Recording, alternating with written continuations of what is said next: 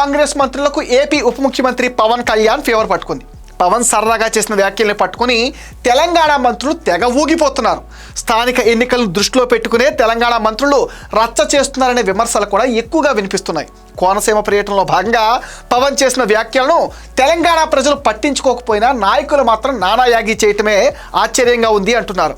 కోనసీమ అందాలపైన తెలంగాణ నేతలు ఎక్కువగా మాట్లాడేవారని, బహుశా వారి దృష్టి వల్లే కోనసీమలో కొబ్బరి చెట్లు మోడుగా మారిపోయాయేమో అనిపిస్తుందని పవన్ సరదాగా వ్యాఖ్యానించారు.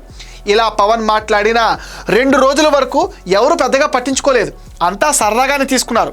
కానీ బీఆర్ఎస్ పార్టీ కేంద్ర సూర్యాపేట ఎమ్మెల్యే జగదీష్ రెడ్డి మాత్రం డిప్యూటీ సీఎం పైన వ్యక్తిగతంగా విమర్శలకు దిగడంతో తెలంగాణ నేతల హడావుడి మొదలైంది.